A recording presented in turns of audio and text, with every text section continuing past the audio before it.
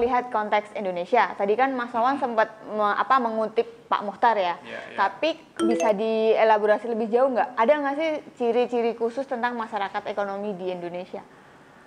Indonesia itu serba unik ya, Hes. Waduh. Orang bicara demokrasi katanya juga unik, ya kan? Kelihatannya kayak mantra-mantra demokrasi yang itu berjalan baik di tempat lain, itu nggak bekerja kalau di tempat kita. Orang bicara HAM, kamu kan mengkaji hak asasi manusia kan, Hesti? Rupanya juga tidak cukup hanya melihat sumber-sumber hukum formal terkait dengan HAM. Orang harus melihat tentang bagaimana customary law dan lain sebagainya. Ya, apalagi yang lain. Semuanya deh, kelihatannya Indonesia itu serba unik.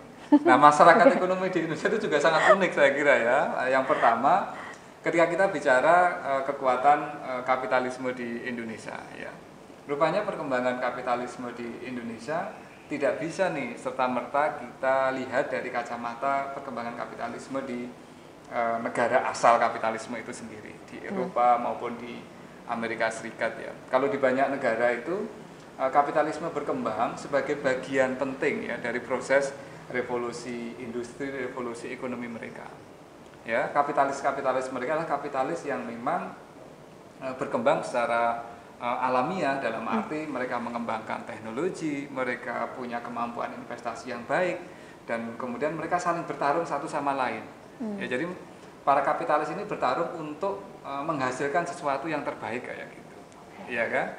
Di banyak industri kan kayak gitu, industri mobil misalnya.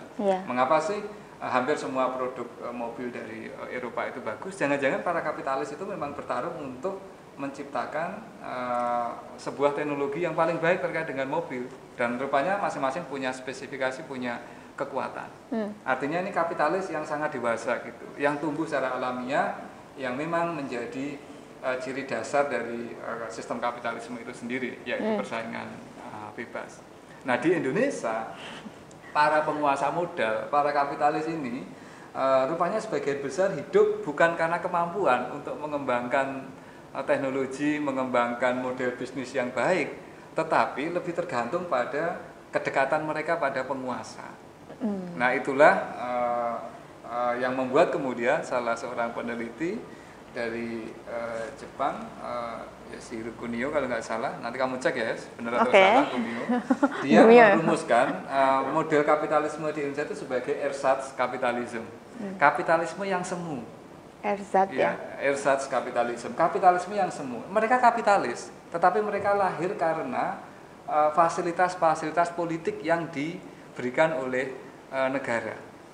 Ya, mereka menjadi kapitalis, bisa mengakumulasi modal karena fasilitas yang dibuat oleh negara. Pengusaha jalan tol di Indonesia misalnya, mereka memenangkan dulu nih ya, kalau sekarang saya nggak tahu ya. Dulu itu memenangkan tender ya karena mereka anaknya atau punya kedekatan dengan Menteri A, punya kedekatan dengan Presiden dan seterusnya, iya kan? Bisa menguasai pasar Sengkeh misalnya karena kebetulan anak Presiden, bisa membuat industri mobil Timor dulu ya karena anak Presiden. Nah, ini ada kedekatan, tetapi ini sebenarnya bukan bekerja satu arah ya, ada dua arah. Di satu sisi pengelola negara atau yang memegang kekuasaan negara merasa butuh mereka, para pengusaha butuh ini, sehingga yang muncul kemudian adalah proses apa yang disebut sebagai rent seeking ekonomi, dan ini saya kira masih berlangsung sampai saat ini ya. Hesti dan teman-teman Polgop di Departemen Politik Pemerintahan yang mengkaji soal sumber daya alam di Indonesia menunjukkan betul loh bahwa para pengusaha tambang di Indonesia kan mereka tidak mengembangkan teknologi untuk penambangan yang baik, untuk konservasi yang baik. Mereka mendapatkan konsesi ya. Dan konsesi itu karena kedekatan, dan seringkali karena nggak punya modal, konsesinya dijual ke orang lain. Nah, itu kan menunjukkan, tapi kan mereka kaya raya nih ya. Orang yang mendapat konsesi itu udah kaya raya, nggak bisa menggunakan konsesinya, dijual ke orang lain. Jadi ya, memperoleh keuntungan dari ini tadi ya, selisih antara konsesi yang dimiliki dengan menjual konsesi. Jadi bentuk aktor atau masyarakat ekonomi di Indonesia cenderung seperti itu. Nah, apakah ada kemudian masyarakat ekonomi Indonesia yang mencoba untuk mulai tumbuh berkembang dengan kekuatan teknologinya? Ya kalau yang gede-gede kelihatannya agak susah ya, yang besar-besar ya. Tetapi mungkin kalau industri-industri atau masyarakat ekonomi yang kecil-kecil mungkin ada ya. Kan Misal startup gitu. Ya misalnya bukan startup lah.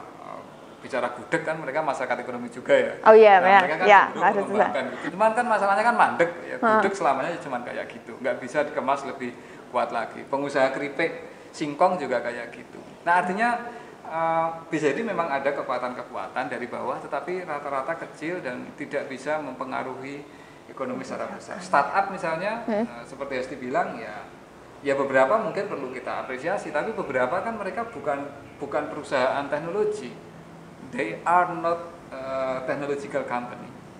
Gojek itu, mohon maaf ya, terlepas dari kesuksesannya itu kan bukan perusahaan teknologi.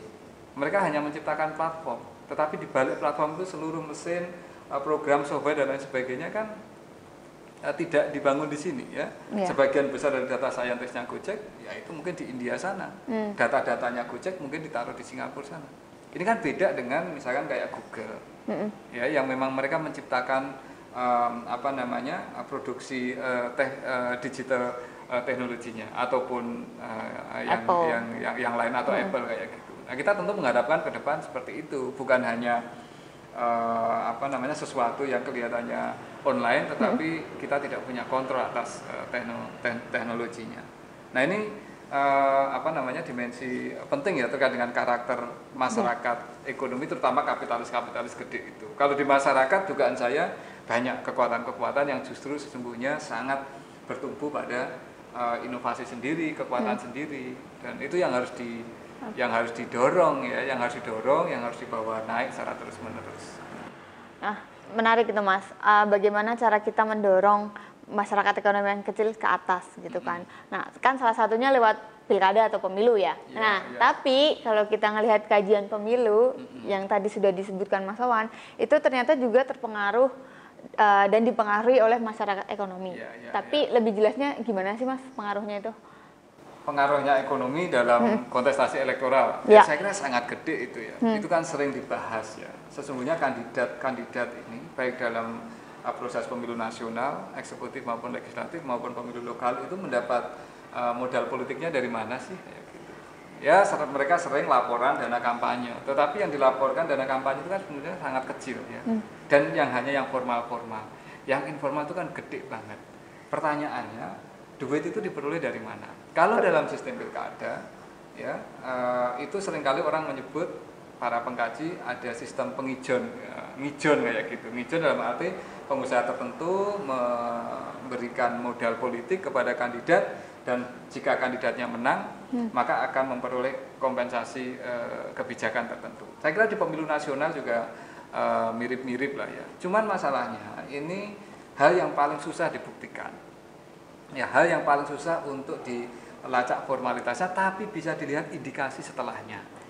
Nah ini karena itu melihat pengaruh dan peran dari para pemuda dalam politik elektoral itu tidak bisa dilihat sebelum maupun ketika proses elektoral berlangsung. Harus dilihat policy apa yang kemudian dibuat oleh para pemenang kontestasi elektoral ini.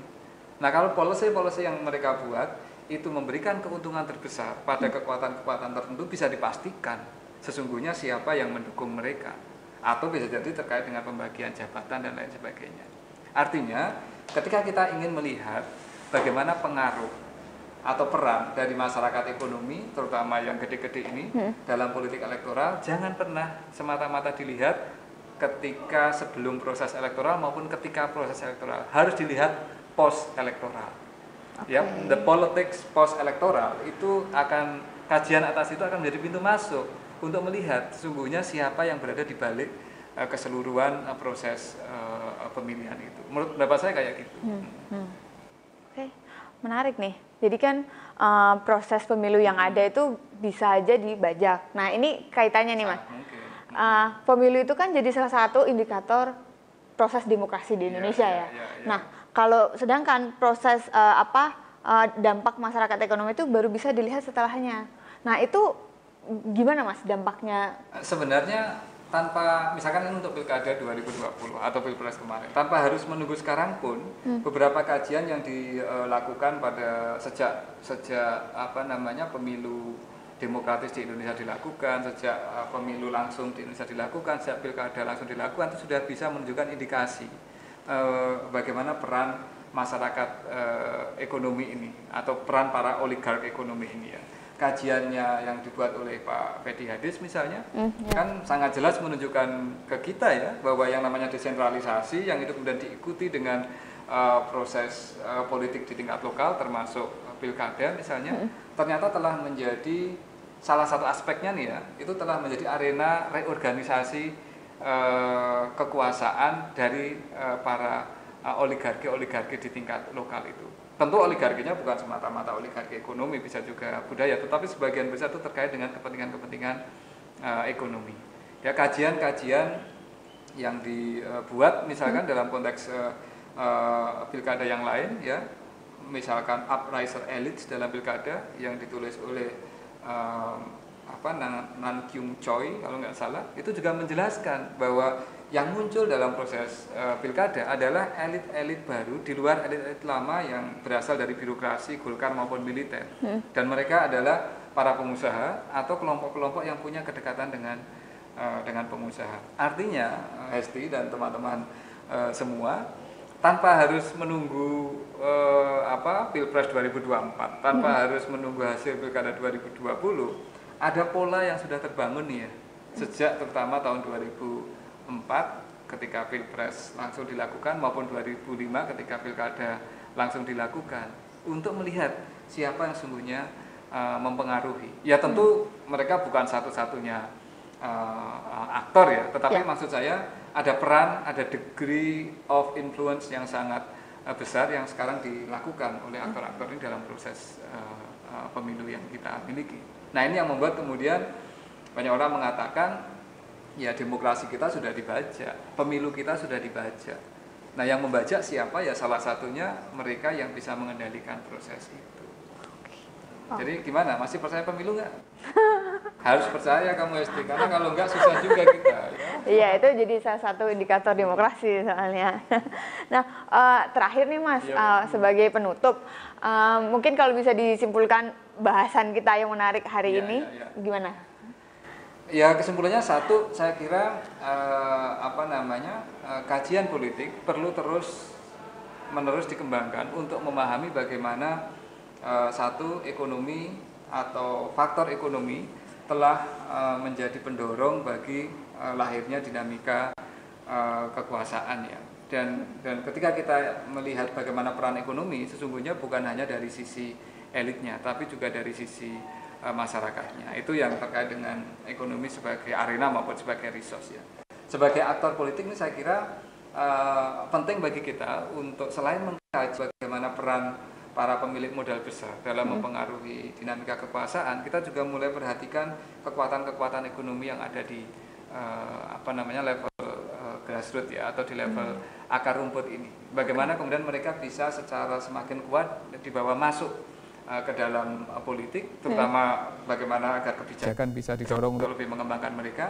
Sama yang kedua ya bagaimana mereka bisa menjadi bagian dari proses relasi kekuasaan, sehingga ke depan kita mengharapkan ya dengan mengkaji hal seperti ini kita akan mendapatkan akumulasi pengetahuan yang semakin kaya terkait dengan peran ekonomi, sekaligus pada saat yang bersamaan juga semakin didorong semacam empowerment ekonomi khususnya bagi kelompok-kelompok yang ada di level menengah, kecil dan di level akar rumput tadi. Saya kira gitu.